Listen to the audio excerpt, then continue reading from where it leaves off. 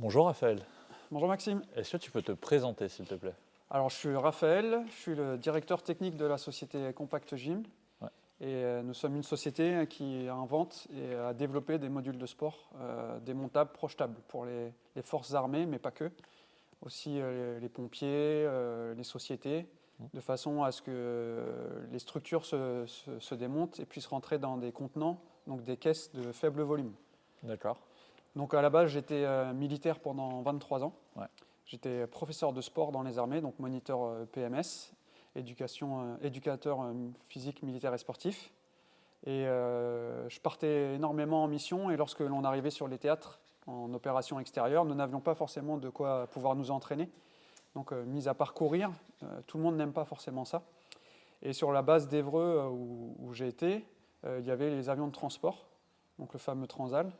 Et à l'intérieur, j'avais des contacts, les pilotes et autres mécaniciens, et j'ai demandé quel volume on pouvait embarquer pour pouvoir avoir de quoi faire du sport sur le terrain. Donc forcément, comme c'est du matériel de sport, on nous dit le plus petit volume, le plus petit poids. Donc je suis parti d'un concept de caisse en aluminium pour avoir un poids léger. Et de cette caisse, j'ai voulu qu'on puisse en ressortir une cage, et de cette cage, que des soldats puissent s'entraîner. Voilà. D'accord. Voilà le début de l'histoire. Et ensuite, j'ai été repéré et on m'a demandé de faire partie de la branche un peu innovation dans les armées, soutenue par le ministère des Armées, parce qu'il faut savoir qu'il y a énormément d'innovations dans les armées. Ils vont aller sur le terrain et voir ce que les hommes du terrain ont comme idée et essayer de les retranscrire après à une échelle plus importante pour que ça puisse bénéficier aux soldats qui seront en opérationnel, en mission. Ok. Et comment vous avez incrusté l'impression 3D là-dedans? Alors en fait, tout l'ensemble de la structure est démontable, donc doit rentrer dans une caisse qui fait 1,20 m de long. Et forcément, quand vous avez une cage qui mesure 2,30 m de hauteur, il vous faut trouver une solution. Donc ça veut dire diviser des tubes par deux, emboîter des tubes. Et forcément, moi, mes montages doivent se faire rapidement, parce que ça doit être monté, démonté, peut-être même plusieurs fois par jour. Et donc, du coup, il a fallu que je trouve des solutions techniques pour pouvoir emboîter mes tubes en inox dans des connecteurs en fonte d'aluminium.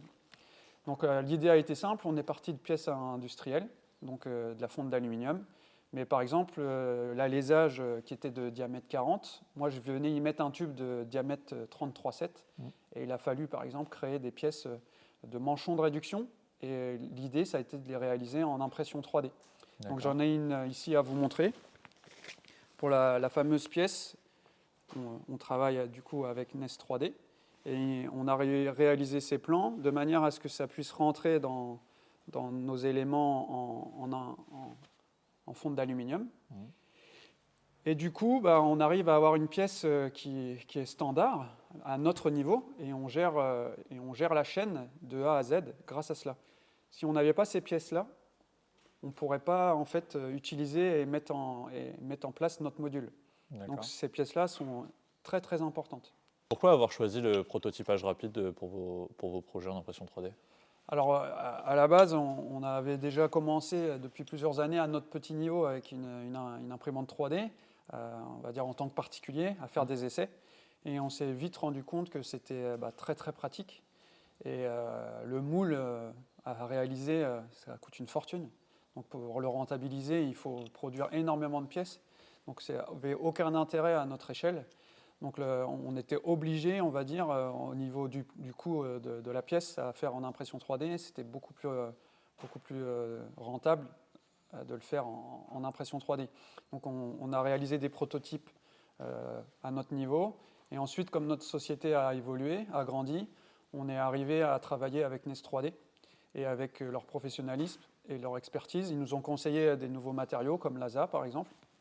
Parce que nos structures, telles que vous les voyez, elles sont envoyées en Afrique, elles sont envoyées dans le nord, là où il fait très froid. Et il fallait que ces pièces qui rentrent dans la fonte d'aluminium que voici, il fallait qu'elles ne s'abîment pas, qu'elles ne se déforment pas, qu'elles ne fondent pas. Et donc on a décidé de travailler sur cette matière-là. Voilà comment tout cela a commencé. On a fait plusieurs prototypes qui m'ont été envoyés ici. tester, et ensuite on faisait des retours. Bah là, il faut peut-être changer un peu ça, là, il faut peut-être évoluer au niveau de ça. Il n'y a même pas forcément besoin d'être présent et d'aller sur Dieppe pour mettre le prototypage. Ça peut se faire aussi par retour, parce que l'équipe de chez NES 3D est très très à l'écoute, et on a réussi à faire, je crois, en 2 ou 3 fois, à arriver sur la pièce idéale. Ok, oui, il y a une certaine flexibilité dans les projets, même s'il y C'est a ça. 2-3 modifications à faire. C'est ça. C'est Ça peut se faire à distance assez aujourd'hui. rapide, ouais. Voilà. Oui, c'est ça. Avec de la vidéo, on envoie, tiens, regarde, et là il manque un petit peu, il faudrait agrandir plutôt ça. Parce qu'on n'a pas l'impression, mais cette pièce-là, c'est assez complexe, parce qu'on va avoir besoin de la resserrer au moment où on va venir visser les mâchoires ici. Et à l'intérieur, on a notre tube. Donc l'idée, c'est que quand on va venir serrer, il ne faut plus que le tube il puisse tourner, comme vous verrez peut-être après sur la cage. Donc c'est assez complexe. Ouais. Parce qu'un tube qui fait 33,7, on va dire c'est la taille idéale. Mais quand vous récupérez votre tube, il y a des endroits, il va faire 33,8, 33,9. Il ne va pas être tout à fait rond, il va être légèrement ovalisé. Et cette pièce qu'on fait faire en plastique, elle vous permet de gagner, c'est des dixièmes de millimètre, c'est rien du tout. Mais nous, on va dire, sans cette pièce-là, on ne pourrait pas mettre en place notre produit. Donc il est primordial, en fait. Ok. Donc c'est pour ça. Et vous avez parlé du choix de l'ASA qui a été conseillé par NES, notamment via l'utilisation dans les milieux à température réduite et élevée. Mais il y a aussi un point de vue de résistance là-dessus. Est-ce que vous pouvez développer un petit peu? Alors en fait, au début, je crois que c'était le PTA ou PLA. Le PLA, merci, ouais, c'est à base de maïs, il me semble. Ouais, à Donc, base d'amidon de maïs. Voilà, donc forcément, quand vous envoyez cela et que ça part en Afrique et que vos manchons, vos connecteurs, ils restent dans une caisse et que la caisse elle est en plein soleil. Donc vous imaginez bien que à l'intérieur de la caisse, il va peut-être faire soit 50, 60, 70 degrés. J'ai même eu des retours de produits qui avaient pris l'eau, parce qu'il y a des petites tempêtes de temps en temps en Afrique. Il y avait eu de l'eau dans la caisse, ils avaient rangé les connecteurs à l'intérieur. Donc forcément, les pièces en PLA, si ça monte à 50, 60 degrés, les connecteurs, ils vieillissent plutôt mal. Donc les manchons de réduction, en l'occurrence, le plastique, il aurait même été amené, je pense, à se détériorer, quoi. Donc là, l'idée, c'était avec l'ASA, les conseils de NES 3D, d'avoir cette capacité de résister à des hautes températures, donc que ce soit en chaleur, mais également en froid, et aussi la résistance de mémoire aux UV. Voilà, parce qu'on a quand même du plastique qui peut être visible, et nous, tous nos produits, en étant une société normande et en fabriquant tout en France, on veut absolument montrer que nos produits sont ultra résistants. Donc aujourd'hui, quand vous avez un marché avec les militaires, moi ayant été militaire pendant 23 ans, je sais très bien que mon produit, s'il ne résiste pas à des crash tests incroyables, il va être détérioré en 1 an ou 2, et une fois que c'est détérioré, c'est mis de côté, c'est plus utilisé. Nous, notre objectif, c'est que les produits ils sont garantis 10 ans minimum. C'est pour ça qu'on les fait en inox. Et on veut la même chose pour le plastique. Moins on a de SAV, mieux c'est. La crédibilité, pour nous, elle est primordiale. Quand vous créez une société, que vous lancez un produit innovant, si votre produit revient au bout d'une semaine ou 2 abîmé, c'est pas concevable.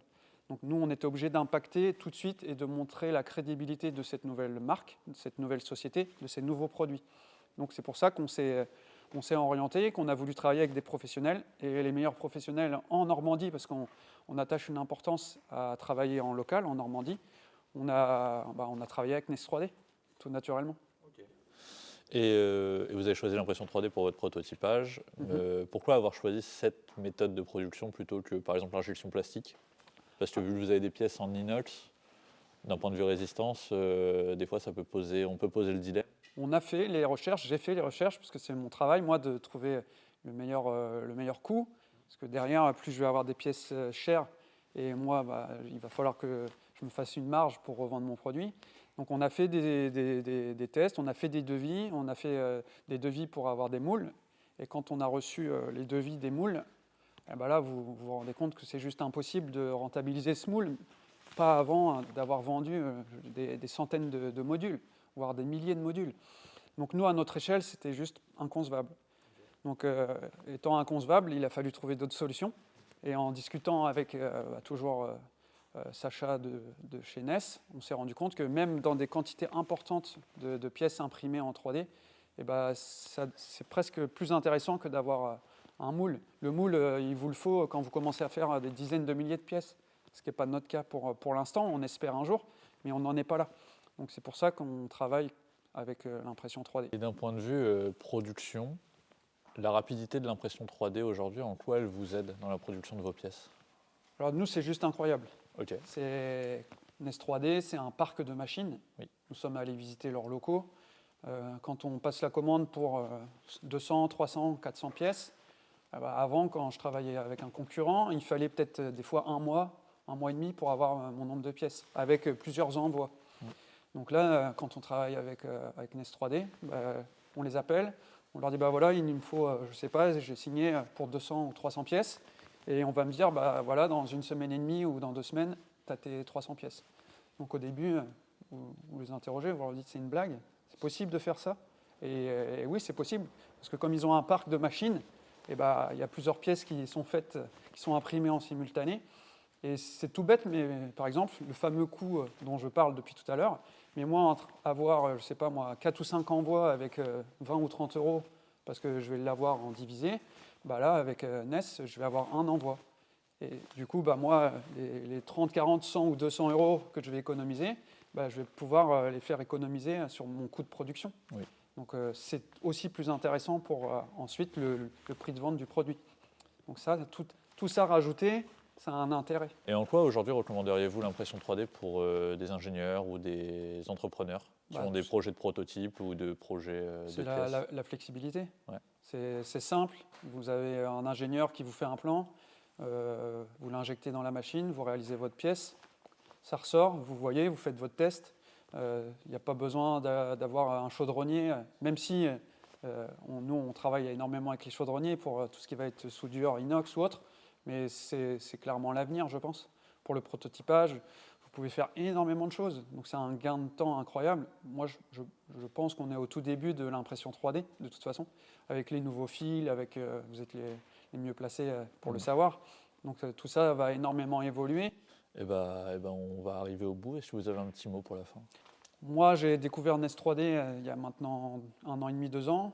Et donc, du coup, je le recommande vraiment à n'importe qui. Un accueil incroyable, une écoute incroyable. Donc, ça permet d'avancer, de se rendre compte que les choses sont possibles. Parce que par moment, on a des idées. C'est toujours facile d'avoir les bonnes idées par papier, d'avoir les plans, comme je l'ai expliqué tout à l'heure. Le plan en 3D, c'est parfait. Mais quand vous arrivez et que vous vous rendez compte qu'il y a des petits points de blocage ou que ça peut être un peu complexe, ils vont vous trouver des solutions. Donc on a fait, nous, différentes pièces. Vous voyez, ça va de la pièce carrée qui va être utilisée pour notre nouveau produit. Ça va être de la pièce carrée pour éviter de faire du bruit pour notre poire de vitesse. Et en même temps, on va avoir aussi sur l'aspect visuel, ça va finir et ça va rendre plus professionnel un produit qu'on va commercialiser. C'est 3 fois rien. Sauf que au lieu d'avoir un tube qui va bouger dans un autre tube, vous avez ces petites pièces-là. C'est du sur-mesure, mais ça, encore une fois, c'est dans les petits détails qu'on se rend compte qu'un produit est de qualité. Oui. Voilà, les finitions, les détails. Donc nous, on est sur des produits, on va dire premium, qui sont destinés aux militaires. C'est pas parce qu'on est militaire qu'on va avoir un produit bas de gamme, au contraire, parce que le produit doit résister. Quand c'est un produit qui doit durer en plus une dizaine d'années, nous, c'est notre challenge. Voilà, on a été accompagné sur les Jeux Olympiques des challenges militaires pour recruter et faire connaître le métier de militaire.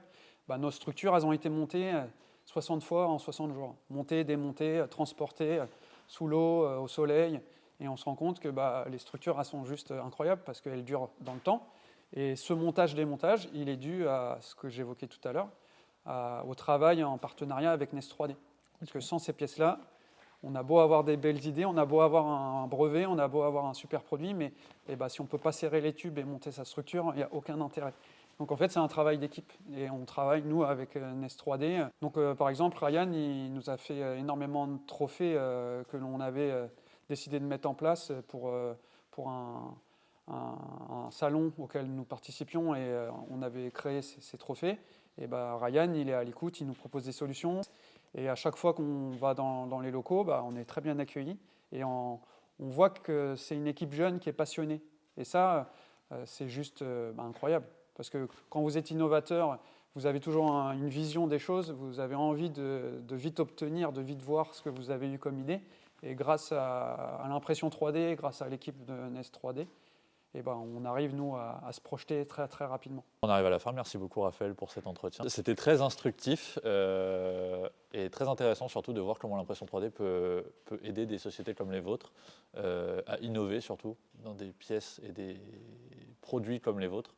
Donc, merci beaucoup pour cet entretien et le temps que vous m'avez accordé. Merci à toi, Maxime, et puis à bientôt, j'espère. À bientôt. Au revoir. Au revoir.